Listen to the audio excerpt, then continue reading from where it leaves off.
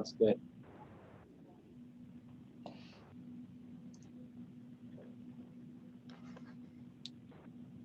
Just waiting for Commissioner O'Halloran. I don't think Vice Chair Lappin is joining us, able to join us today. Okay. We have a few seconds. Yeah, we can wait till 5:30. Sure. We can still make small talk though. Hi, Ross. Hello there. I ran here from City Hall to from the Equity Committee to get here on time. Oh, great. Yeah, next month it'll be back So to much back. easier. Yeah. Hi, David. Hi, Christy. How are you? Good. I haven't seen you since the CPRS conference. I know it was a long time ago. That was when COVID hit. Remember they shut down the conference. That was really strange. Yeah, the rooms were emptying out, and yeah, Right. everyone was on the phone. Hi, Marla. Hi, good to see everybody. Hello, everyone. Hi, Travis. Director, congratulations. It's been a busy day. We're hanging out, giving a few more seconds to see if Dan's going to join us. We'll get started at 5:30. Oh, look at that, it's 5:30. Okay. Let's start with calling this meeting to order, July 20th, 5:30. Can we do a roll call, Melody? Sure. Chair Warren, Here. Vice Chair Lappin is absent. Commissioner Elliott, Here. Commissioner Hanson, Here. Commissioner O'Halloran, Here. Commissioner Ritter, Here. Commissioner Winters. Here. Thank you. Okay, thanks. Next, we have our Pledge of Allegiance. Commissioner Ritter, would you lead us in that? I would be happy to. I pledge allegiance to the flag of the United States of America and to the republic for which it stands, one nation, under God, indivisible, with liberty and justice for all. Thank you, Ross. Oh. Okay, now we have item 4, special presentations and proclamations. And I believe we have a couple of presentations today. The first is Allison Wildchowski, along with Nick Buck. Hi, talking about the Dog Days of Summer. So I will let you guys go ahead. Looking forward to it. Yeah. So I'm going to share my screen. Can you guys see that? Yes. Okay, so thank you very much for taking the opportunity to have me come and present on the Cardiff Dog Days of Summer event. We're so excited that this is one of the first events that is coming back into the city of Encinitas. And so this is our 16th year. We did have a virtual one last year, but it doesn't compare to what we do when we're in person. So a little bit about our event. And maybe some background, and Nick, feel free to chime in whenever you want to, but the city of Encinitas has an MOU with Cardiff 101 Main Street. And I believe it was 2017 where this event moved from downtown Cardiff to the Encinitas Community Park. And what it gave Cardiff 101 and this event the ability to do is really spread out in a place that is welcoming and friendly to dogs. Obviously, there's the dog park right there. So it's an amazing event. This year we have a title sponsor, so Pupology, which is a small boutique that's right on El Camino Real in the Ralph's and like Trader Joe's parking in that shopping center. That's where Pupology is located. And they are like I said, the title sponsor of our event, which is the first time we've ever had that. So it's great. So this year it's the Pupology Cardiff Dog Days of Summer. And it's a free event. It's one of the largest dog events in Southern California. We have this year, I actually did take some notes to make sure. We have 98 total vendors that are coming. 83 are vendors and makers, which are vendors are dog related vendors. And then we have makers that do other things that aren't necessarily dog related, but still things you'd like to find at a festival. 5 food trucks so far, 3 breweries or libation people in different companies in the libation lounge, and 7 rescues. We also have a canine agility course. We have contests throughout the day, live music, pretty much anything you'd want in a festival.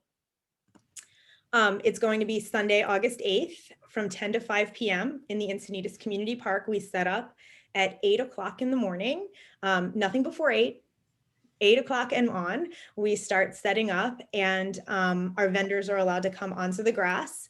They set up from 8 to 9:30. We start our dog contest signups at 9 a.m. and come 10 a.m., it's a full-on festival with amazing fun activities. And here's our schedule for the main stage. We normally have our contest, we'll have a blessing over the dogs, which is a very nice thing. A lot of families really enjoy that. Different contests ranging from the cutest to silver faces for the older ones. And this year, which is something new, we're having a rescue parade because there were so many dogs that were adopted during COVID that we wanted to be able to showcase them. So it's a nice opportunity. All of the contests cost money, and the money goes to support Cardiff 101, and we donate to Rancho Coastal Humane Society, which is also one of our partners. The community impact, which I think is really kind of an important thing, and it's wonderful that we can share this with the city of Encinitas. We say we average around 5,000 visitors to the event. We're not 100% sure how many visitors come, but based on the amount of food that is sold, the amount of libations that are there, how many people register for different things, that's pretty much what we've been able to come up with. This year, like I said, we have over 80 booths, including artists, makers, dog vendors. It is one of the largest dog events in Southern California. This year, I'm excited to say we do have a celebrity judge for our contests. There is a gentleman by the name of Kentucky, who I'm gonna have to read it because I didn't know, who has a dog named Derby, and they were on a Amazon original TV show called The Pack, which I think is a reality TV show. And they're also now on a TV show called Road Dogs on Dog TV. So they are from San Diego. They've been to this festival a few times, and since they're have traction in the dog community, are going to be judging our contests, which is very exciting for us to have. We have the local food trucks, we have our local rescue agencies, and we actually have several elected officials coming all the way from, our city council representative, our mayor, to our supervisor in the county. Then we have, our state and federal representatives offices, people from their offices coming to provide proclamations or things of that nature for us, which will be very nice to have. These are some of our community sponsors, which are local, as you can see, county, our city, and the different, just different companies throughout our community that have been able to help and partner with us. And that is, now it's time I can take some questions if anybody has any. I have a question. Thank you, by the way, that the scale of that event is way larger than I had ever known, and I was out of town the last time you had it, so that's really impressive. How long has the event been held?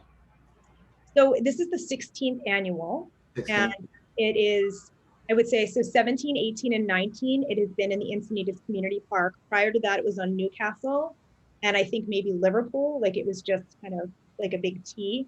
And before that, and this is where Nick can definitely help me with the historical component of this, because I was not the executive director at that time. I think for Cardiff 101, it was a hassle to close all the roads down there. I mean, it's a small location anyway. There were so many people and so many booths. And there was a lot of complaints that the poor little dogs were walking and their paws would get hurt because it was so hot. So Nick had shared with me that they did a pet expo, and it was a merging of Cardiff 101's Dog Days of Summer and the Encinitas Pet Expo, that they came together, created an MOU between our two organizations, and moved it over to the Encinitas Community Park to give us more space. Okay, and I know you participate in the wine and food festival sometimes, but is this your biggest event that you do on your own? So we do this event, and we have the Taste of Cardiff. And traditionally, the Taste of Cardiff is in May. This year, it'll be in October because we didn't have any events in May. We also have the Kringle Mingle event, which is a small free event that's in downtown Cardiff, where we have a surfing Santa come and you can get your picture taken, and a lot of music and things like that. And then we participate in Small Business Saturday, which is done with the other 101 Main Streets and the Chamber of Commerce. Okay, thanks. Do we have any other questions? And Nick, were you going to speak on this as well, or are you the bike guy? Yeah, I was just here to answer any questions if they came up on for the city. But I just want to thank Allison and thanks Cardiff 101 for putting on an excellent event. This is a partnership that we adore. I think that Cardiff 101 and the city work really well together, and we're proud that we get to participate in this event because, of course, we care about our pets and we're really proud of our parks. And so this all comes together really nicely. So we're looking forward to the event again this year. And thanks for the nice presentation. I've got a quick question. Where do I sign up to volunteer?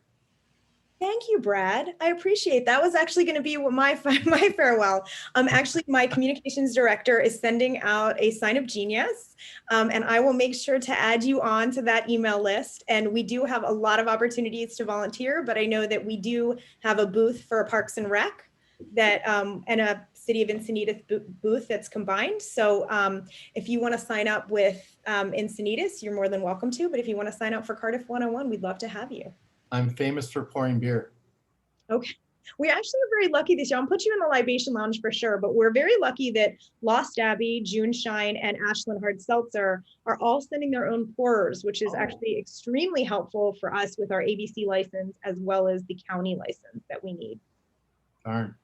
But you can hang there for sure. Hang there.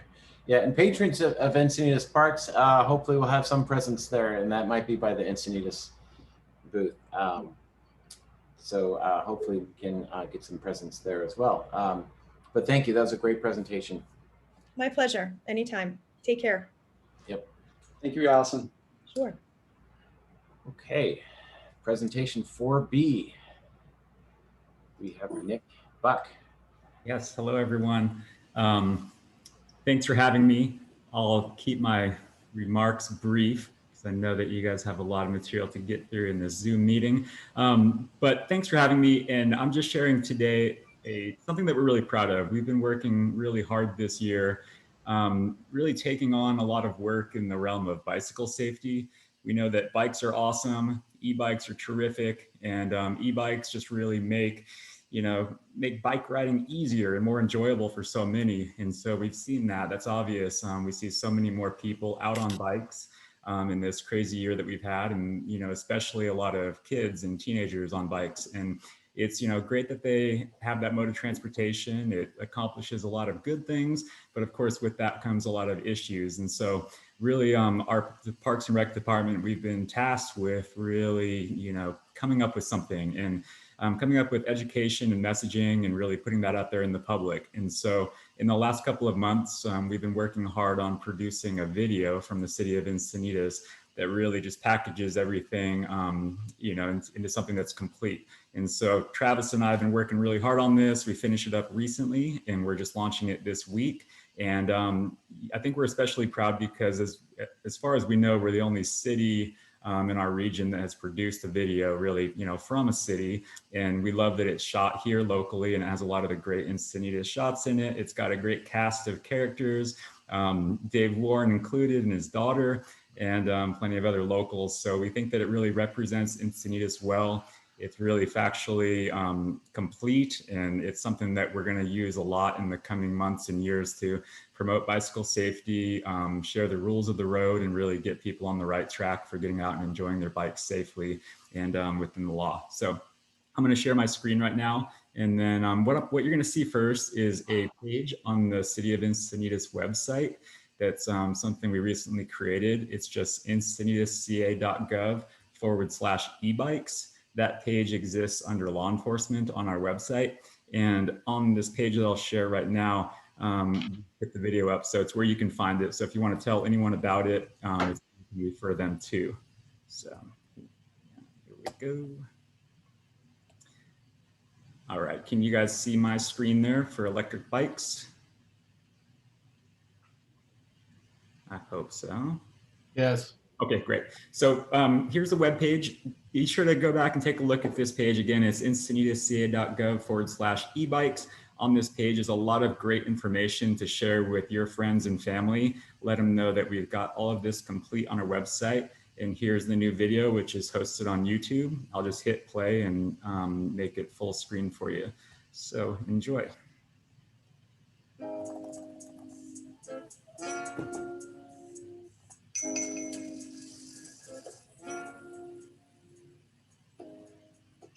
With 263 sunny days a year and an average temperature of about 63 degrees Fahrenheit, Encinitas is bikeable almost all year round.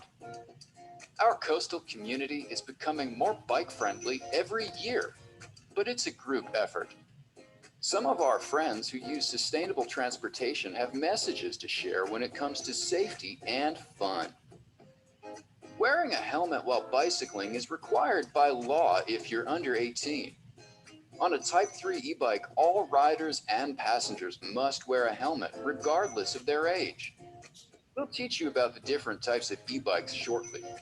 Remember, helmet laws apply to passengers too.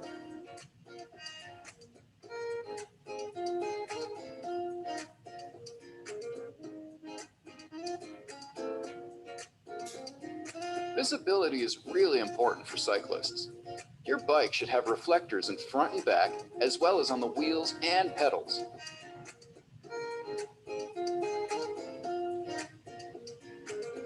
Wear bright colored clothing and use a white front light and a red rear light when you ride, especially at night.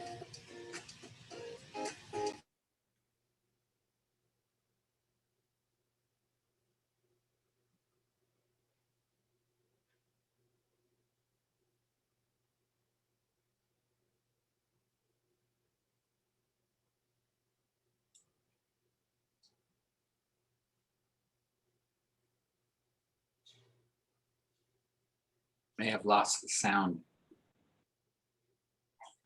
Users by making eye Here you go. contact, pointing, or ringing your bell. Riding predictably keeps you and other road users from having to react fast or make sudden movements. The way you ride impacts the flow of traffic all around you. Signal your intentions and choose the correct lane for the direction that you're headed. There are a few different types of e-bikes, which are distinguished by their power assist system, maximum powered speed, and where they can be ridden.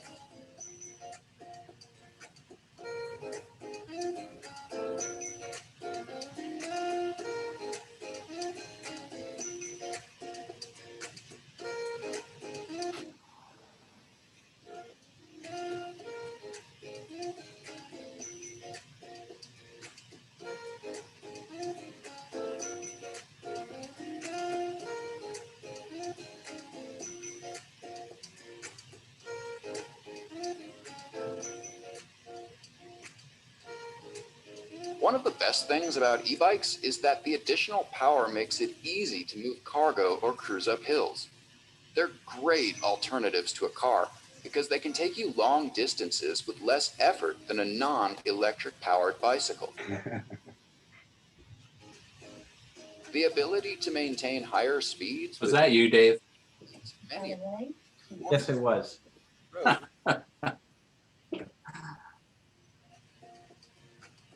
Only some e-bikes are designed to lawfully carry passengers. Passengers who are under 18 need to wear a helmet. And if you're riding a Type 3 e-bike, all riders need to wear a helmet regardless of their age. Always ride lawfully and respectfully, but especially if you have a passenger on board. Their life is in your hands. Bike riders should usually try to match the average speed of the other people around them. If you're bicycling in a place with lots of pedestrians and you don't have much room to pass, stop riding and become a pedestrian.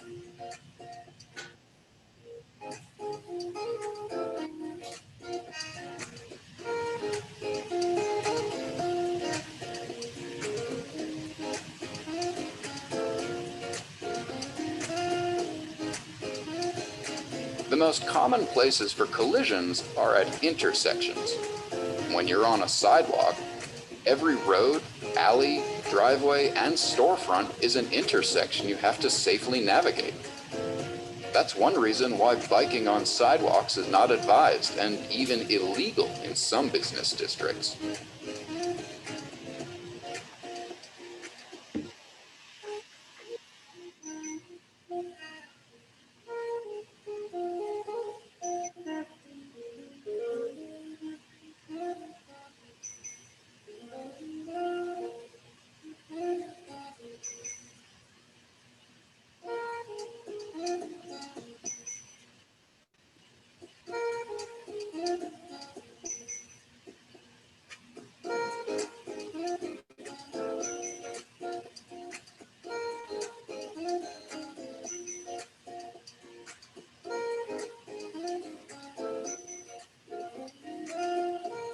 Type 3 e-bikes are not allowed on Class 1 multi-use paths. Keep your speed low when riding in separated bikeway facilities or around pedestrians. With higher power comes new responsibilities and restrictions. When a bike lane is available and you are riding slower than the speed of traffic around you, use the bike lane. You may leave the bike lane to pass other riders, turn left, avoid obstacles, or to avoid turning vehicles.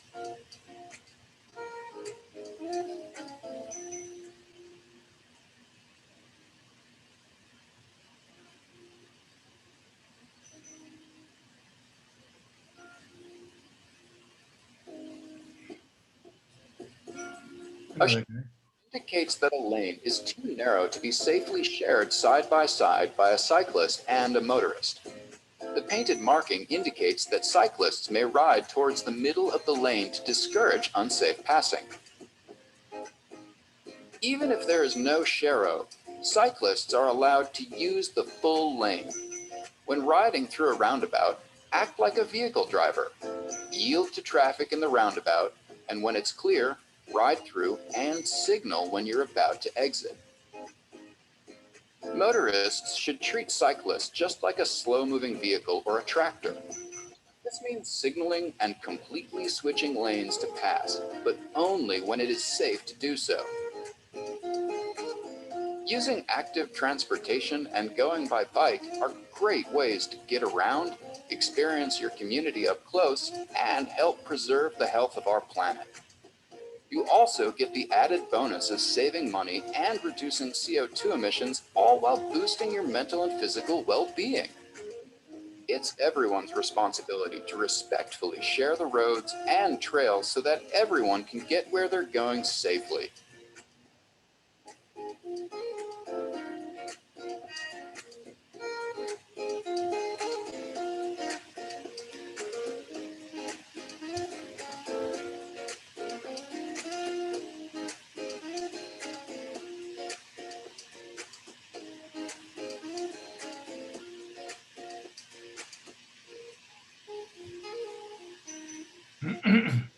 All right, well, there we go.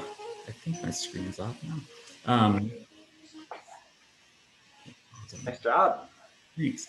Yeah, we're really pleased to get it done. This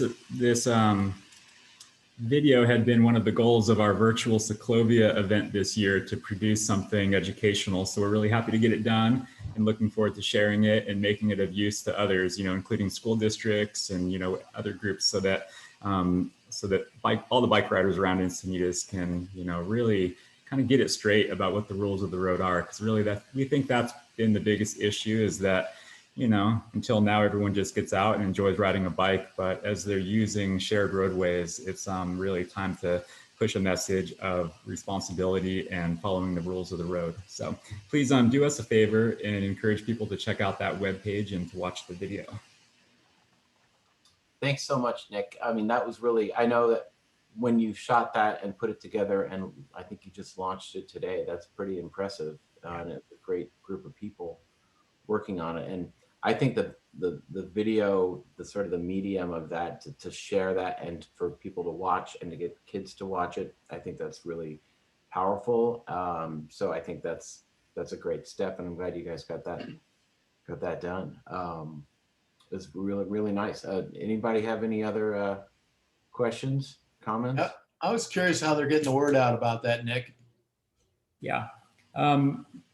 Since about January, the city itself has been putting out, content across mixed media. We've been using social media platforms of the cities, as well as, things like our weekly city newsletter and city news articles and, press releases and plenty of other things. I think what's been and what will continue to be most effective for delivery of this kind of video will be our connection with the school district. In the last months of the school year, we started really making those connections with the appropriate person or the appointed person at each district who puts out communications to the students. And, as we get into the new school year, that's what we're really, really hoping for, is that they, see the importance in this and can really push it out through all of their communications channels. Because, while we have some reach into the homes in Encinitas, it's really the parents and the students who need to see this message, I think, at this time. And we'll continue with all the other things that we do and keep on, looking for opportunities to promote as well. So we've been keeping pretty busy this year with this kind of thing.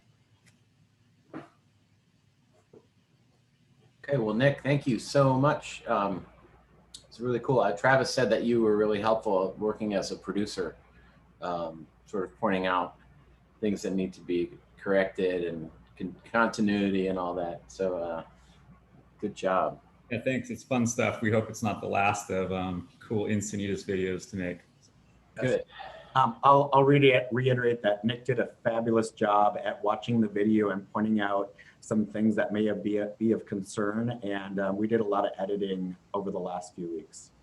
So thank you for all your hard work. Sure. Great, thank you. Okay, going on to 5, oral communications. I don't believe we have any oral communications, correct? There are none. Okay, do we have any changes to the agenda? There are none. Oh, go ahead. Oh, please go ahead. Sorry. I'm sorry, I was just going to make a note for the next section with regards to the minutes from last month. I just noticed something needs to be corrected. Oh, okay, yeah, there is something, at least one thing. Okay, 7, approval of the minutes.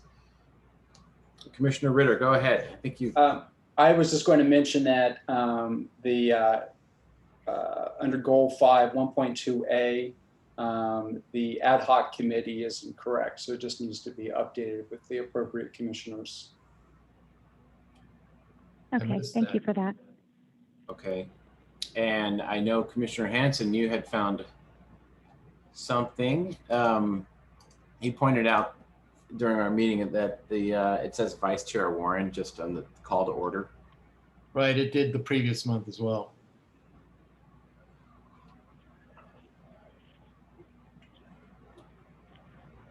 It said Vice Chair Warren? Where Sorry? it says Vice Chair Warren called the meeting to order.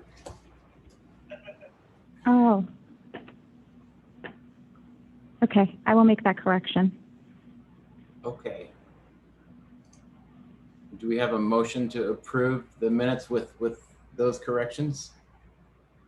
I Well, motion for approval. Second, Okay. Call roll on this, Melody? Yes. Chair Warren, Yes. Vice Chair Lappin is absent. Commissioner Elliott, Yes. Commissioner Hanson, yes. Commissioner O'Halloran, yes. Commissioner Ritter, Yes. Commissioner Winters. Yes. Motion passes, approving the June 15th regular meeting minutes with the suggested updates. Okay, thank you, Melody. Mhm. Item 8A, work plan, starting with community outreach. Parks and Recreation staff conduct annual tours for the commission. This is Vice Chair Lappin, Commissioner O'Halloran, and Commissioner Hanson. And I think I reached out to you about this. You're thinking of maybe a tour in either September or October. Is that correct? Yeah, that's correct. I know Commissioner Lappin had sent an email about that. Okay. And we do have possibly Councilman Mosca speaking with Assistant City Manager Campbell in September. So we might want to do October for that. But that can change, but we'll just keep you up to date on that. Number 2, city-sponsored events. We know that there's Dog Days of Summer on August 8th. Travis, do you want to update us on any other upcoming events? I don't know if we have a date for movie night yet. Director Carlin, I apologize. Sorry about that. I'm trying to figure out my computer here. It's doing all kinds of funny things. Yes, we do have a date for the upcoming movie night, and that is going to be in October. It's going to be the the second Saturday of October, October 9th. Great. Okay, and then we have EcoFest, September 26th as well. Okay, that's good. Guest speakers. I wanted to thank Commissioner Elliott for sort of getting the Cardiff 101 Dog Days speaker presentation going. Thank you very much for that. And your idea to have Commissioner Giada speak. He should be on board. Our former chair will be speaking about EcoFest in August to give us sort of a basic presentation on EcoFest and possibly any opportunities for us to help out. That event is in September though. And then, as I mentioned, we have a budget process discussion scheduled tentatively for September. Is that correct, Commissioner Winters? Yes, it's my understanding. I actually had a meeting with Director Carlin today, and I'm not exactly sure if they're trying to identify who the speaker will be, but that's my understanding, is that we've got somebody lined up for September. Director Carlin, did you want to jump in if I'm misspeaking at all about who that speaker might be? Nope, I think we've got it nailed down. It's going to be Councilmember Mosca along with our Finance Director, Teresa McBroom. Great. Okay, thank you very much. I think that's going to be really helpful for all of us to get just a little bit more educated about that budget process. And I appreciate your help in organizing that. So thank you. Yeah, thank you, Commissioner Winters, for getting that going. I think that's great. Very helpful to all of us, as you said. So another idea I had for a speaker could be to have someone from the Encinitas Trails Coalition, maybe November, possibly January, just to tie that into, because they're a pretty active group and they have lots of concerns with the trails, mainly in Ilivenhain, but they cover the whole city. So that's something I might look into. Anything else on that, on guest speakers? Okay. Go on to special projects. Continued support of patrons of Encinitas Parks. I can talk a little bit about that. We do have Christine Schindler is applying. She's working on a grant application for an Encinitas Fund application for the Coastal Community Foundation. So she is going to be working with PEP, using PEP as the nonprofit to help raise money for a survey within our parks, a park-to-park map, and park wayfinding signs. This is, I think I talked about this last meeting, or I know I did. And the PEP board members and Sandy were pretty enthusiastic about having her work on this. So that application is due at the end of the month. So we should have another report at the next meeting on how that's going.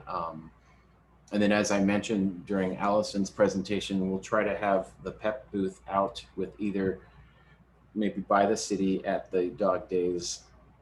I'm going to work on that because that's, now that we're having events again, we can sort of get a little bit more exposure about PEP. And that's all I have. Commissioner Hanson, do you have anything on PEP? No, I have not had any contact relative to PEP yet. Okay. Yeah, we did talk about doing the Food and Wine Festival, but we are not going to participate in that this year. So next up, we have participate in the Parks and Recreation Department's implementation of the Parks Master Plan, starting with Trails Master Plan. So Commissioner Ritter, do you want to speak on that since we don't have our vice chair? Certainly. I know that Commissioner Lappin has requested some additional information from Annette Saul, which she has provided. When Commissioner Lappin gets back from her vacation, we were going to review some of that information and work on that in greater detail. I might take an opportunity to just say that one of my interests in providing safe pedestrian access from Cardiff to the San Alejo Lagoon is moving forward now. We're currently, I met with the Cardiff Traffic Commissioner, and she came out to the site of the San Alejo Manchester exit. We discussed some various options with regards to adding not only a signal crosswalk, but also removing some vegetation and installing a DG path on the west side of San Alejo so that we could, that the community of Cardiff could access the lagoon trails without trying to dodge cars to get there. So she's going to present that in the August 9th commission meeting. And so hopefully we'll have some additional input on that in the near future. But I'm excited about getting a little bit of movement on that. That is great news. That's great. Thank you for your effort on that. And we'll hear more, I'm sure, when Vice Chair is back next meeting. Moving to 1.4b, Sand Volleyball Courts. Chair Warren, Commissioner Elliott, Commissioner O'Halloran. Any of you want to report on that? I'm happy to speak a little bit. Okay, I'll tell you what we're doing right now. We're reviewing the major use permit that we got from Planning Department. And we, as I think you heard last meeting, they did put $30,000 in the 2022-23 budget for studies, and the wording for those studies is new sports court study. So that isn't just sand volleyball. So we're sort of been talking a little bit about what that means, and should we look at other locations for other kinds of courts. And then we've just been thanking the city council members for their efforts, because they sort of came through with our request, and we're really pretty much got a great outcome with the letter we sent to them. Anything else on sand volleyball? We're good. Okay. 3.1A Aquatic Center.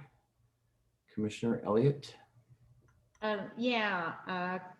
Vice Chair Lappin and I reached out to Lucille Lynch, who's the current interim superintendent of the San Diego Union High School District.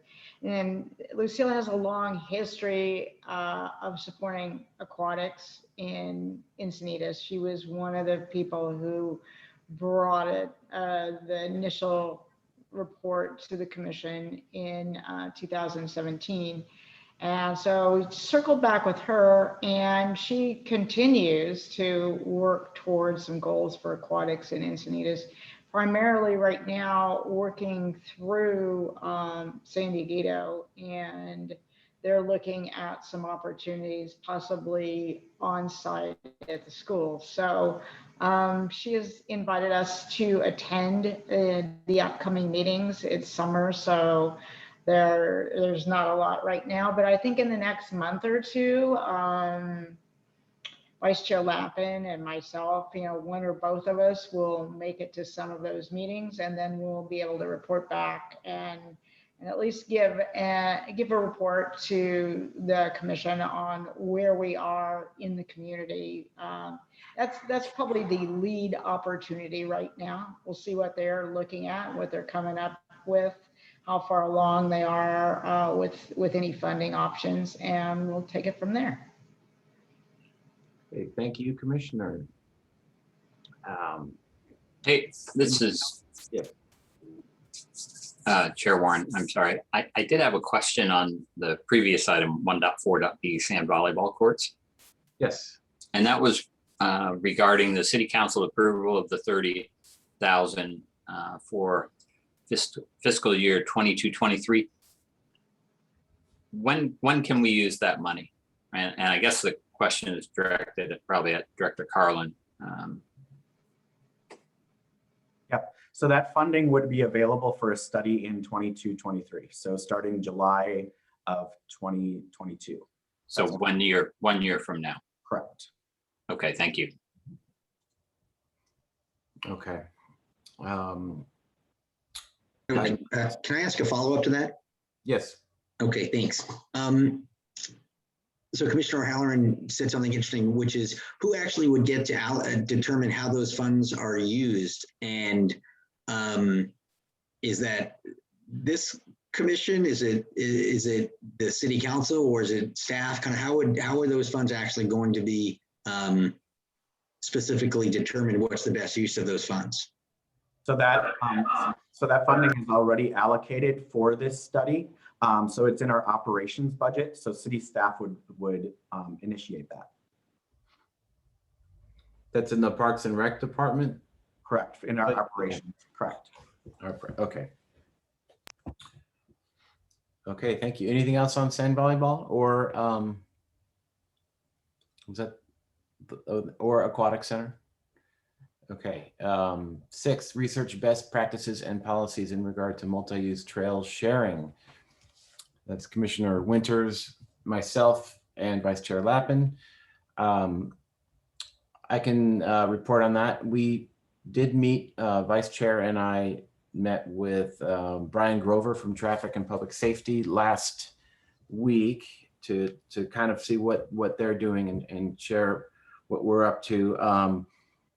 They did tell us that the police have been enforcing a little bit more, and they were sort of instructed by the city to do so, but they're not really enforcing kids, or they're not ticketing kids so much as they're ticketing regular bikers.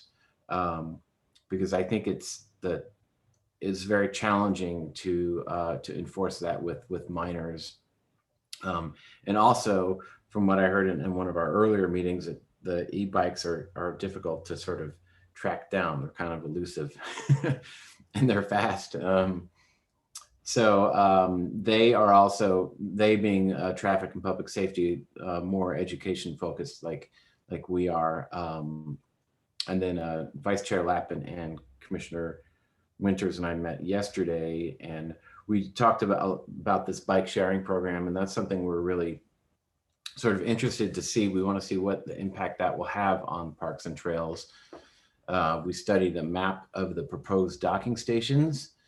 And I was going to ask if staff had any reports on that. I know that's not a Parks and Rec program, but I did read up on the license agreement, and it is no more than 200 docks in the city, and they could deploy up to 250 and install up to 250 bikes and 500 docks in the city if things are going well and both parties want to. So it could expand. And it says that at least 50% of the bikes must be electric pedal assist. So they're going to be I think the slower type of bike. And so do we have any more updates on the bike sharing program? So Chair Warren, I don't know that this really fits with this topic. We can do an update as part of Christie's recreation manager update when we get to that, but I don't think it quite fits this section right now. Okay, well, we're just, in terms of the impact on bikes on the trails, that's something that Vice Chair Lappin. Sure, yeah, and we are prepared. We can get that update during the recreation manager report. Okay, that sounds great. All right. Yeah, anything else on the multi-use trail sharing? Okay, next up we have tennis courts and pickleball use in city parks. Commissioner O'Halloran, Commissioner Hanson, do you want to update? We have, I think, done a lot of work and energy and effort into this particular item, and have had a significant amount of community feedback and engagement and involvement in conversations, both directly over Zoom, in person at the courts, and then feedback through email, significant volume. And then I think collectively, I want to say thanks to Chair Warren and Commissioner Hanson for all the discussions and meetings we had to come up with what we believe is a recommendation that recognizes the increase and community interest in pickleball, while at the same time recognizes that the same community interest in tennis, and then also seeks to come up with a set of recommendations really that apply to our current situation today and our limited actual physical courts that we have. So I think the recommendations actually attached in this meeting, a couple of pages down, but that's kind of where we got to. And Commissioner Hanson or Chair Warren, please add anything else. Yeah, we and I think if anyone needs any background on this issue, please, I'll give you a little bit. Just that they're, in terms of sharing courts, specifically at Cottonwood Creek Park, the pickleball and tennis, both, there's lots of players and there's a shortage of courts, and we were sort of tasked to try and find the best solution to have both sports existing and eliminate issues such as waiting times. There were some noise complaints.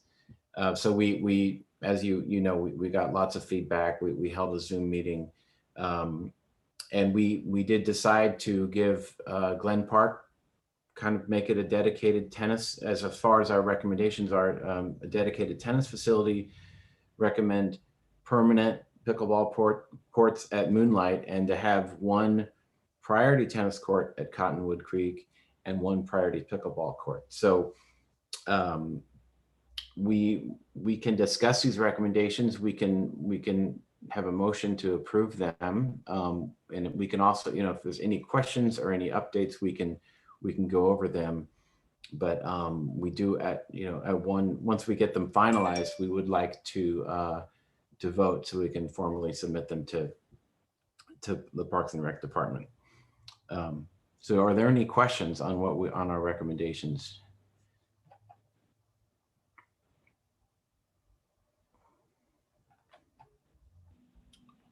And if you hit the minus sign, it's really a one page, covers the whole thing. And maybe it's too small to read, but have the other commissioners had a chance to look at this recommendation? If not, then we can read it now. I looked at it, and I know you guys have worked really hard and you've had a significant outreach effort with the pickleball players and the tennis players in the community. So I'm sure that you've come up with something that you think is going to be fair to everyone. Maybe if you want to just give us just a teensy bit of background, how did you arrive at these compromise decisions? Well, part of the Glen Park, you know, I'll kind of go through each of them, and other commissioners chime in, please. But Glen Park doesn't have tennis lines on it. I mean, sorry, pickleball lines. And because the two tennis courts at Cottonwood do have pickleball lines, and that there were quite a few complaints about those lines, we thought it best to preserve Glen Park as a tennis court, being that it's one court. And another thing to note at the bottom of our recommendations, we're proposing that the basketball at Glen Park and the basketball area at Cottonwood also have pickleball lines, because the number one recommendation here is that we need more courts. We need more sports courts, and that's great that there's the money for the studies going into the budget. But in terms of what we can do now, we sort of are focusing on number 2, 3, and 4. So that adding those pickleball lines to those basketball areas will help add some pickleball, but we did want to preserve Glen Park for tennis. Moonlight is currently tennis and pickleball, but we're recommending installing permanent courts there. So with Glen Park given a sort of a tennis priority, and Moonlight pickleball, we're sort of serving those two communities, and then Cottonwood Creek is shared use, one tennis, one pickleball. So we did talk about time sharing, like having a schedule, having flipping, you know, what certain days are tennis and then pickleball, and then the next week it switches. And it just, based on the people we spoke to and the feedback we got, we wanted to keep it as simple as possible, because we know that enforcing things right now, like the 1 hour waiting rule, is really difficult. So to add another layer of rules, I think in this situation would be a little bit problematic. So that is why we're just have the one tennis court and one pickleball court. And one thing we mentioned too is that behavior of players is, there's only so much we can do. You know, there's only so many signs you can put up.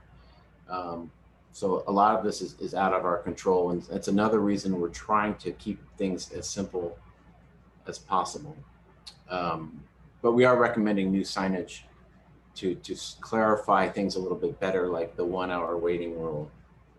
And what does that mean? Oh, this is a tennis priority court. Like that would mean that if people are playing pickleball, they have to move off onto the pickleball court or wait to play pickleball if they're on the tennis court.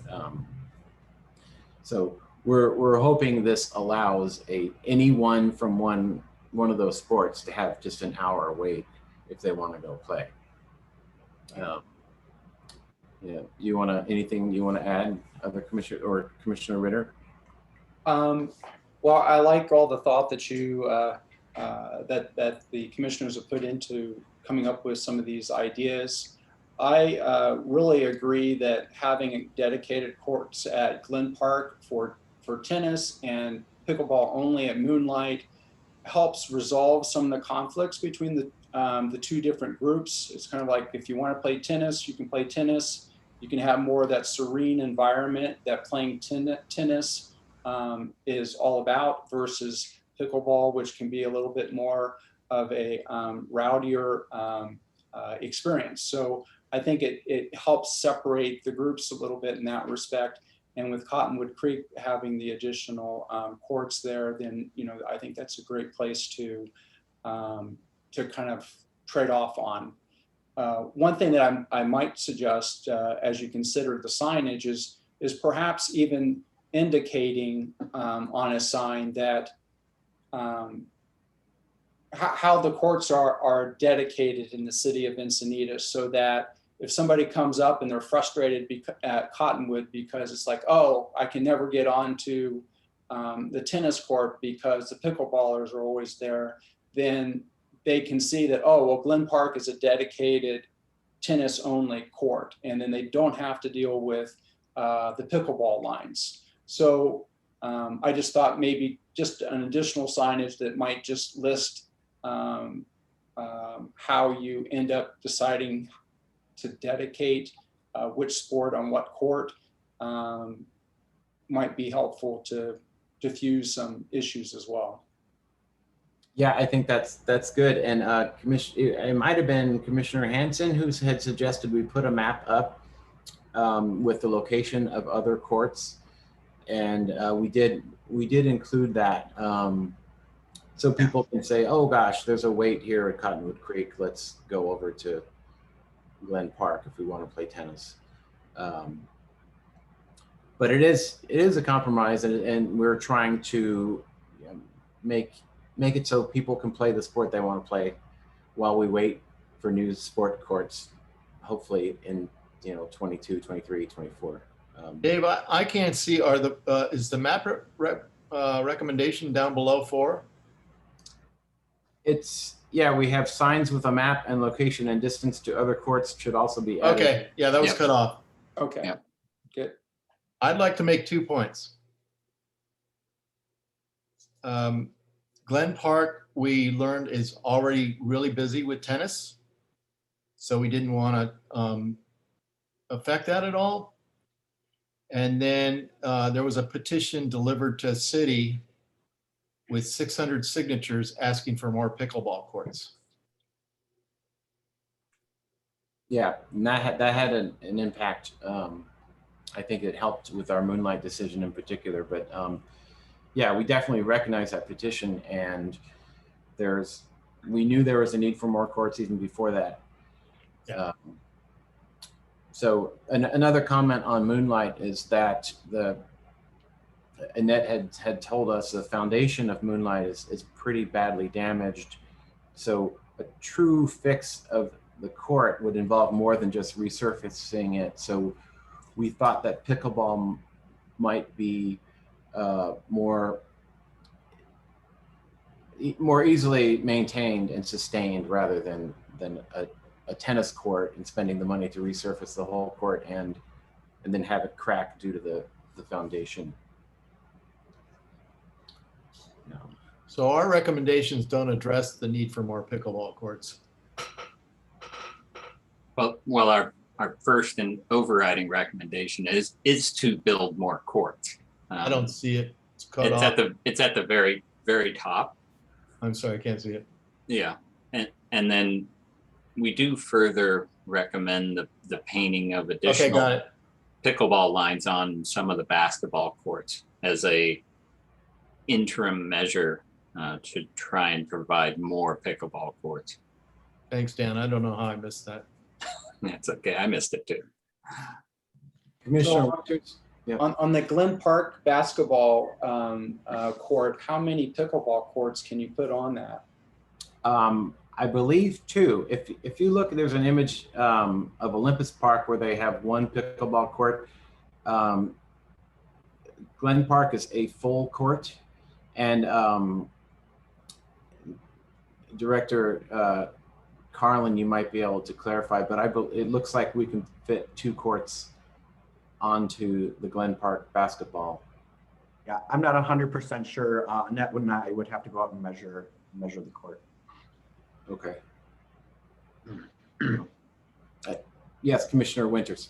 Hi, thank you. So a couple of kind of broad comments first. So I think it's a great idea to go down this path of trying to get dedicated uses for certain courts for pickleball players and tennis players. I think that's an excellent idea. And I think the way that you've approached it is smart and hopefully something that City Council is receptive to. So I really applaud that and think it's something that we should, as a full commission, get behind and support the next steps as you communicate this to City Council.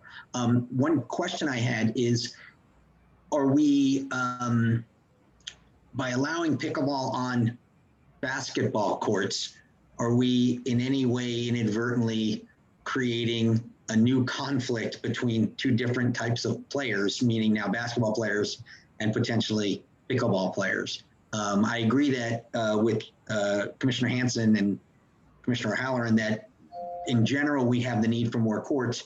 I just am curious if there was any conversations about basketball players now being potentially upset that they're losing some of their access to their courts. But in general, I'm super supportive of these ideas and think it's great.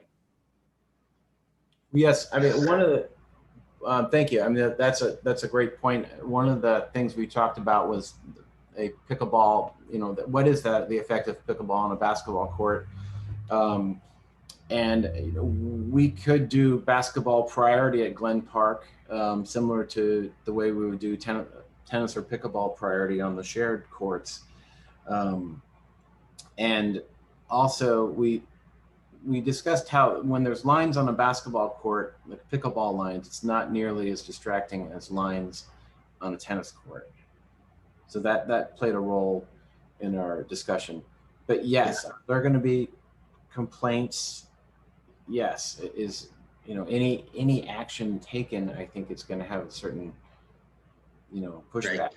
Yeah, no, I concur. I think it's, again, not averse to that at all. And I concur that the lines on the basketball court will have much less of an impact. And I also think that if this is adopted, the various pickleball and tennis players will kind of get educated over time, probably very quickly, in terms of where there's access for them and where's there not. So I'm kind of optimistic, or perhaps naive, but hopefully optimistic, that players will realize this is the best spot for them to go first, and that will generate a great usage of the courts as you've laid it out. So thanks.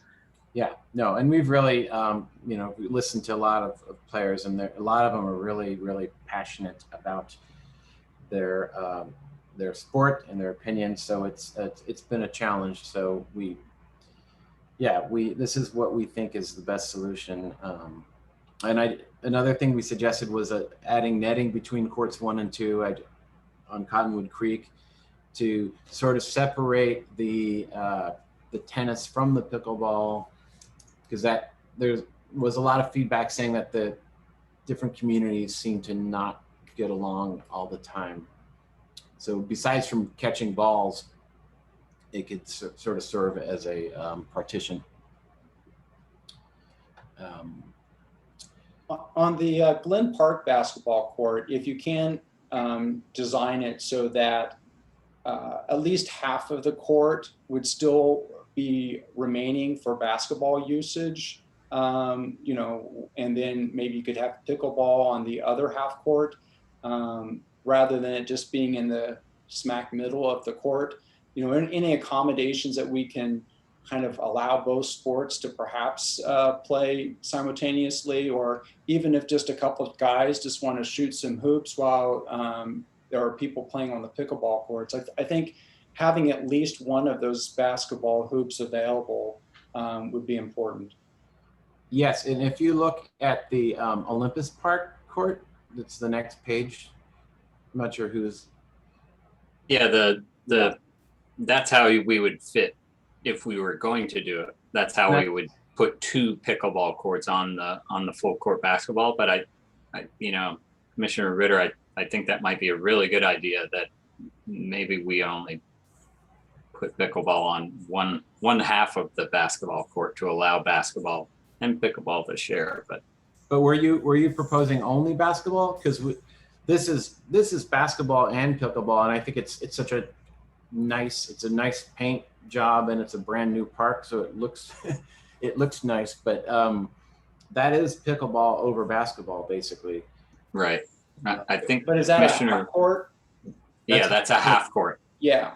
Yeah, I think Commissioner Ritter was potentially, if we scroll back up to the to Glen Park, only painting pickleball on one of the half courts, and leave the other one dedicated to basketball.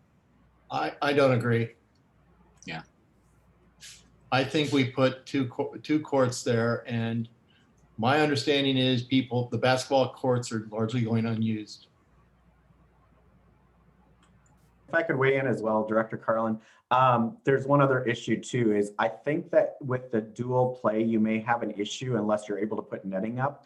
And if you're going to put netting up, you would have to have somebody out there to put netting up, take it down, put it up, take it down. Because when they want to play full court basketball, it would be in the way potentially. Oh, okay. Yep. Okay. There was actually one other recommendation that I received from the pickleball community that didn't make it into our recommendations, and I just wanted to bring it up, not make it official, but the idea was for Cottonwood and for Moonlight that the city purchase not folding nets, because the feedback I received was the nets are being damaged from being folded, unfolded, folded, unfolded, and that there's more permanent, not permanent nets, but stronger nets on wheels that you just could roll off to the side of the court and roll back on very quickly. So some of the pickleball community had given me feedback that would also be a better interim solution than the folding nets on those 2 courts in particular. Okay. Thank you, Commissioner. So do you think are we ready for a motion on these recommendations, or do we want to go back and fine tune some of these points? I propose a motion to pass the recommendations as written. Okay. Where are you passing them? Well, for the whole Parks and Recs Commission to approve them and have them go on the next step, which I believe would be transmission to the City Council. And to the Parks and Rec Department. Is that correct, Director Carlin? Just for point of order, this would not have to go to the City Council. This would be a pilot program that we could implement with the commissioner's recommendation. Okay, so just within the department. Even better. So I'll second your motion, Dan. Can I ask one other quick question before we vote on that? If it's yes. Yes. Okay. I apologize, Commissioner O'Halloran. It's okay. I'm sorry. Director Carlin, so one of the recommendations is for installing permanent pickleball courts at Moonlight. Could you help me understand, because you said it's a pilot program, does the department have funds for that now, or does that then kind of go into the budget cycle for a year or two down the road? Like, how does that work? Right. I think that the recommendation has to come about the shared use and how do we address that. The use of the moonlight courts, we definitely do not have any funding right now, so we would have to research that a little bit further. So perhaps, you know, the recommendation is that we do research that option and how we could find funding for that. But I think that right now we're really focused more on the shared use and how do we address that. Yes, and just to clarify, these are recommendations from the commission going to Parks and Rec Department. They're not, we're not saying, you know, because funding is involved, of course. So this is simply our recommendations going to the department. And hopefully they agree with our recommendations, but certain, the ones that require funding, they will have to sort of weed that out and see what's possible. So to Director Carlin's point, I think it's the court sharing is really the main one. Commissioner Elliott, did I see you? No, it's No, good. just a fly. Okay. Okay. So I would say, just from my perspective, I would like to have better clarity on the Glen Park basketball court as to exactly what the recommendation would be for that, whether we're looking at 1 or 2 courts, whether we would do a sharing type of a situation like what we were suggesting at Cottonwood Creek. I live near that park, and I do know that I see a lot of people playing basketball there.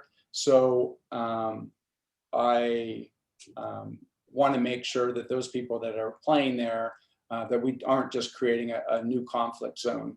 I'm all for adding more pickleball courts, and I think that a lot of times, sometimes the guys that are playing there, they only do half court. So, you know, I think that there's some accommodation that can definitely be made there.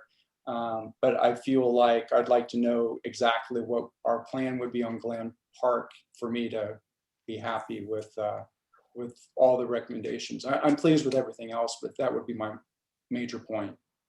Okay, one thing we could do, we can pull that line and vote on the recommendations without that, and then we could do a little bit more fine tuning onto that specific pickleball on Glen Park and come back with a separate recommendation for that. Or we could vote on this as it is now. Well, and yeah, or I guess another option, and I'd look for direction from Director Carlin. The other option would be to approve this with the stipulation or with guidance for the Parks and Recs Department not to take any action at Glen Park until we came back with an additional clarity and recommendation on the Glen Park basketball court. I don't know what's the easiest or the most straightforward thing to do, Director Carlin. Commissioner O'Halloran, you can do either way. Okay. So the wording is add pickleball lines to basketball court, to add 1 or 2 courts similar to lines at Olympus Park. I understand, Commissioner Ritter, that completely, that you might want a little bit more accuracy regarding what specifically we're recommending. So I would say let's take that off, and you know, we can do a little bit of outreach and dig deeper into that specific pickleball on Glen Park.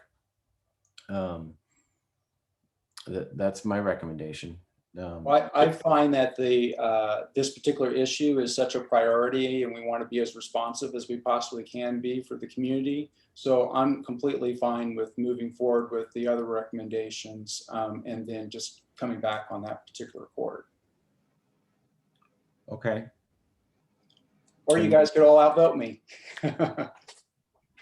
We can. Oh, do we have a current motion, Melody? I thought so. I seconded one. Yes. Yeah. We do. The Okay. motion was from Commissioner O'Halloran. The second was Commissioner Hanson. And It is to move forward with everything with the exception of the basketball court at Glen Park with the addition of changes for pickleball. And I can move forward with taking roll if you're happy with that. Yeah, I'm fine with that. Okay. Chair Warren, Yes. Vice Chair Lappin is absent. Commissioner Elliott, Yes. Commissioner Hanson, Yes. Commissioner O'Halloran, Yes. Commissioner Ritter, Yes. Commissioner Winters. Yes. Motion passes. Okay, all right. So yeah, I think next steps, if we can we'll look into that, the basketball a little bit more. And I think that's important. I think we should talk to some basketball players. I think that's a good point, and it's kind of a little sub project that we'll continue working on. So thank you. And I think that's anything else with the tennis and pickleball. I think we've covered that. Next up, we have the compost. I know Vice Chair Lavin is not here, but Commissioner Ritter, do you have anything you want to report on that? I know that Commissioner Lappin and I have met. We've come up with a strategy and reaching out to both the city and to EDCO, and some of those communications have already gone out. So upon her return, we'll see what responses we've received, and we'll probably be able to give a better update on the next commission meeting. Okay, good. Thank you. I'm very excited about this fitness trail. I hear there's some updates. So Commissioner Ritter and Commissioner Winters. Yes, well, we're very excited about this as well, and we have been meeting with various stakeholders. We actually met with Director Carlin today as well. We're currently looking at a target area in Cardiff that's directly west of the Cardiff Elementary School, and with the boundary of Mozart Avenue and Montgomery Avenue. So it would be directly east of San Alejo Avenue, but west of the Coastal Rail Trail. It's a relatively flat area that doesn't seem to have a lot of luck on growing vegetation anyhow. So we're at the point right now where we're determining the feasibility regarding the land usage. So the land is actually owned by NCTD.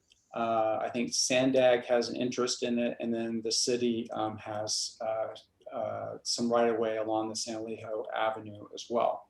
So Director Carlin and staff will be reaching out to those agencies to check in with them to see if they have any issues with us putting a fitness court in that area as it relates to the current plans for the area and our memo of understanding that the city has with NCTD.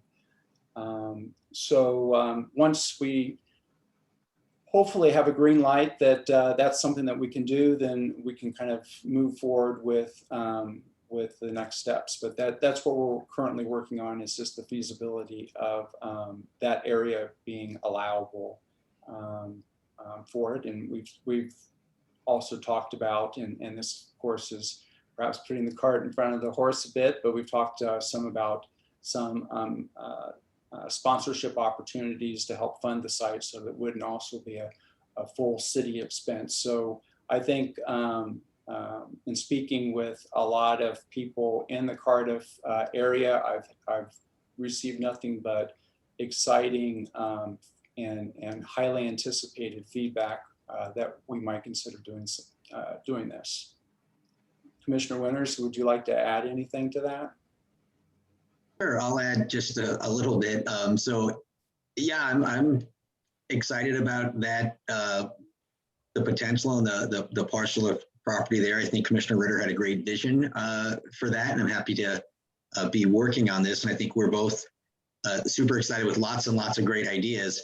And then I'm appreciative as well of Director Garland's and Manager Saul's insight in what they were able to share with us today so that we can really understand the processes better and understand the steps involved so that we can not necessarily temper our enthusiasm, but make sure that we're directing our energies in the right spot at the right time so that we can continue to move the ball forward. So I really appreciate their insights today and their time today. But yeah, I think it's an interesting new project to the work plan, and I think there's some great potential there. So we'll see where it takes us. Great. It might be too early to ask this, but do you envision sort of like static exercise equipment, or are you thinking like the machines like they have at San Diego Park? Like, do you know what sort of equipment you would want at this location? Well, certainly open to lots of feedback on that. As a outdoor fitness instructor myself, I taught boot camp classes on the beach for about 15 years. I would say from my experience, what I would love to see out there is fitness equipment that would be appropriate for all levels of fitness. So some of those fitness station type things that you might see at the San Diego County Park, they have, and I was surprised, I thought they had more of them. They only have 2 or 3 stations there. But some of those that would be more universally used by anyone from a brand new person that hasn't worked out before to someone that is moderately athletic in the sense that, you know, they're comfortable with maybe gym equipment in general, to even some of the more elite athletes that we might have in the Encinitas community that would take advantage of maybe having various bar setups for pull-ups, different types of push-ups you can do on bars, perhaps rings and parallel bars. So it would be my vision. I would recommend a combination of both so that that all ability levels would be challenged by it. Okay, great, thank you. Great work. It sounds like a lot of progress is being made on that. So that's exciting. Anything else on the fitness trail court feasibility? Okay. 9 informational items, starting with park operations report. Hi, Operations Manager Saul here. Hope everybody's having a nice summer. I just got back. Yeah. Go ahead. Oh, I was just saying hi. Oh, hi. Sorry. Nice. Yeah. I just got back from vacation on Monday. I was gone for 2 weeks. So I'm catching up on everything. We did a road trip and did camping in our 5th wheel out in Utah for 2 weeks. So quite an adventure. So I'm just catching up on everything. Some good news is we are hiring 2 new Park and Beach supervisors, and they'll both be starting next week. Ed Drobnicki's coming from City of San Diego. He's a horticulturist there, and he manages the Torrey Pines Golf Course. So he has a lot of experience. Yeah, 25 or more years in landscape experience. I've actually known him for a while. He's certified arborist, so he's going to be a great addition to our division. And then also Brian Sandlin, City of San Marcos. He's been a lead maintenance worker there for a couple of years, doing their sports fields and parks, and also as the golf course superintendent, the crossings at Carlsbad. So he also has a lot of turf management, over 20 years of landscape experience. So I'm really excited. We're getting 2 really good people to add to our division, and I'm kind of looking at changing some duties around and just making us more efficient. So that's going to be great for parks and for the city. Also, we received our shade structure finally for the bocce court at Oakcrest. That took a really long time to get. We actually got that last week. And it was supposed to be here, I think, in May. Wow. So yeah, they're far behind pretty much on any manufacturing. So hopefully we can get that installed by the end of August at the latest. I know we really wanted to get it in sooner, but it's just the way it is right now with manufacturing. And finishing up our sports field renovations and just super busy for summer. So I think that's about all I've got. Okay, thank you, Manager Saul. And we have the Recreation Services report. All right. Christy. Good evening, Chair Warren and the Park and Rec Commission. My name is Christy Goodsell, and I'm helping Travis out as he's now the Director of Parks and Recreation. So I'm acting Recreation Services Manager, and we'll give you an update on e-bikes, the Community and Senior Center, and some upcoming special events. So as Nick Buck mentioned, the city is working on electric bike education in partnership with the San Diego County Bike Coalition. And the City Council approved an MOU to offer space at the center for these free classes that will teach road rules, bike safety, legal rights and responsibilities, and will include a guided ride as well. And the first class is being held this Saturday at the Community and Senior Center from 9 to 12 p.m. And it's open to all ages. And you can register at that website that Nick mentioned, which is encinitascalifornia.gov/e-bikes. The Encinitas Community and Senior Center reopened to the public on June 15th. And this summer we're offering the Senior Nutrition Program congregate style, a variety of kids camps, and open gym, and the senior pool room is also open along with the computer lab, and of course the new patio space and outdoor fitness equipment that we installed.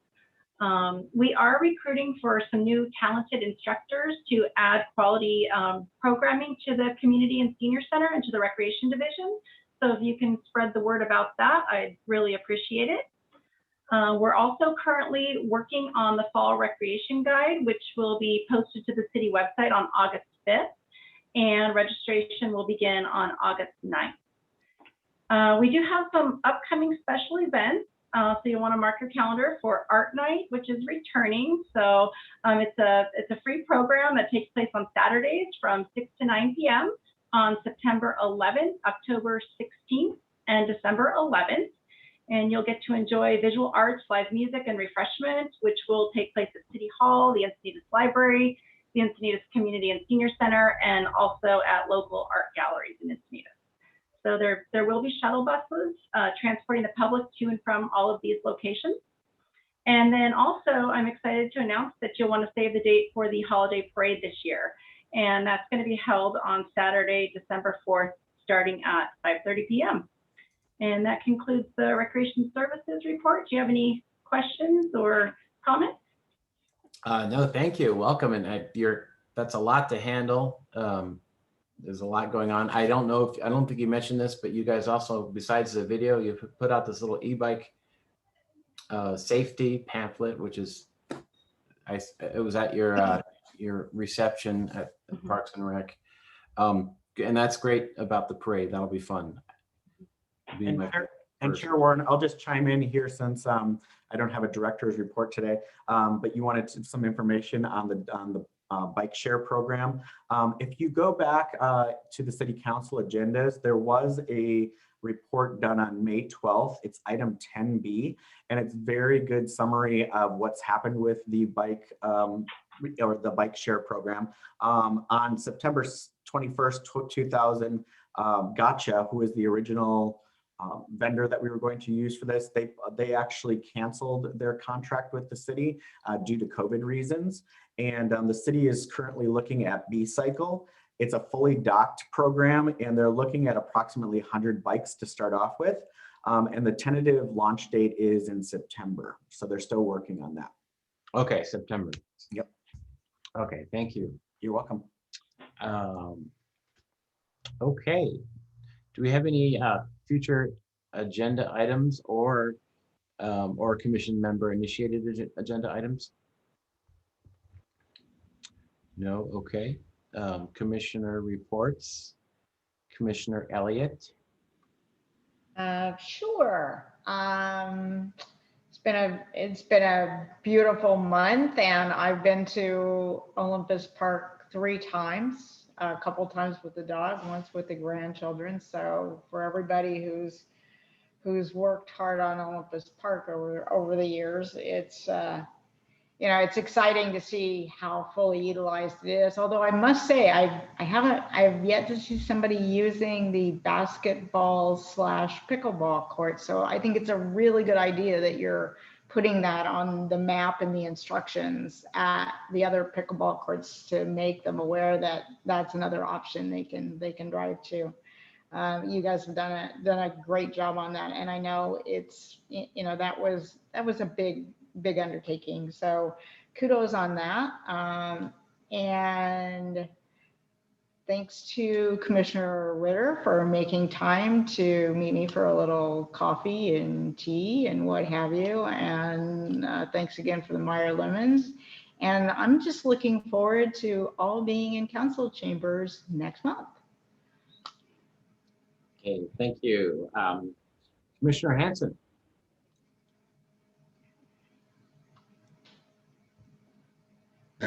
I was muted, I'm sorry. I was wondering at the dog days, do we have a booth? Yeah, the Parks and Rec has a booth. Okay, and who's handling staffing for that? I think, go ahead, Director. Sorry about that, trying to unmute. So Nick Buck will be at that event, and then we also have an assistant that will be helping him, Marcel Fuentes, that will be there as well, and we'll have some information for the public as well. Yeah, those city events are so fun. You get to go out and actually, that's where I met a lot of the first staff people when I started. So it's so great that we're having those again. Commissioner Ritter. Hello there. Well, this has been a great commission meeting. I feel like a lot of things seem to be happening, and so that's very exciting. I'm very excited about the Cardiff Dog Days coming up, and I'm definitely planning on being there. It's such a fantastic event, and it's just so fun. And I mean, how can you not be happy when you got hundreds of dogs running around all over the place? I was curious with regards to the Parks and Rec's presence as a booth there. If we are promoting anything in particular, or do we just have I don't know if the fall guides are going to be available then, or are you going to maybe have some of the e-bike training information? And I was just kind of curious what kind of outreach other than hi, we're here, we're your Parks and Rec department. I wondered if there was any particular goals that you were trying to do. Of course, keeping in line with the fact that it's the event is very kind of centered on dogs. So I was just curious, maybe Director Carlin, if you might speak to that. Thank you, Commissioner Ritter. Yes, we do. We try to get as much information out to the public at those events as we can. So we'll bring information on e-bike safety. We'll bring information on fall programs that we have at the time, any information about the Community and Senior Center. The other thing that we're really trying to push is rentals at the Community and Senior Center. We're launching a new rentals page, or a couple of new rental pages that will hopefully be up later this week. And so we'll bring all of that information to promote whatever we're doing. And then I know you're in a hiring position too, so I didn't know if perhaps you might even want to mention that you're hiring, because you may find some people that might be interested. Yeah, absolutely. We are hiring part-time staff right now, so we'll definitely get some information out there about that as well. Fantastic. I'm really excited about all the work that has been done on the pickleball scenario. I know it's just been such a hot community interest, and I think you guys have really spent a lot of time thinking what would be best for the community. So I appreciate all the work that the commissioners have put into to coming up with some great suggestions. Thanks, Commissioner Ritter. I appreciate that. And Commissioner Winters. Not a lot to add. I've added throughout the meeting, but I reiterate, you can really see that there was a lot of really good work that was done on the pickleball tennis court committee. You guys have thought, it seems like you spent a lot of time being receptive to the community, which I think is excellent, getting a lot of feedback from the community and making some, strong, very good recommendations. So I really, congratulations to the three of you on that, because it really, you can tell it was a lot of great quality work done in a short period of time. So thank you for doing that. And I don't have anything else to add really. So thanks. Thanks, Commissioner. Commissioner O'Halloran. I think most things were covered in the meeting already. I just wanted to call out to all the commissioners for the questions, discussion, and additional refinement of our recommendations during the meeting today, and then going forward and passing the recommendations that we have put forth. So really appreciate that collaboration and everyone's input. That's it. Thanks. Yeah, I will echo that. It's difficult with the tennis and pickleball, but I said this once before, and we don't bring it up a lot, but people were so grateful when we went down there and saying how beautiful it is and how much they love it. And it wasn't all bad. Everyone, it's not, we don't want to create the impression that every player has a problem. And we had speakers say, everything's great, there are no issues. So we're trying to make everybody happy as best we can. We know that's impossible. So I want to thank Commissioner O'Halloran and Hanson for working on this too, because it's been it's a real challenge. I think we had a good result. And also the fitness trail. That's really, it's great work going on that. It's very exciting stuff. So Director Carlin, you converted the work plan into a Word document, which is a huge deal. And I recognize that. I wanted to bring that up because it used to be Excel, and you told me this, and there's blue now. And I know your promotion is a big deal, but that's an even bigger deal. But congratulations on both. Thanks. And there was one update that we still need to make at the bottom, so we're going to fix that before the next meeting. Okay. And I'm looking forward to seeing all of you guys in August. So with that, I will adjourn the meeting at 7:05 p.m. Oh, Commissioner Hanson. Oh no, I'm saying goodbye to everybody. Okay. Bye, guys. We all have questions. Goodbye, everyone. Okay, bye guys. Bye-bye.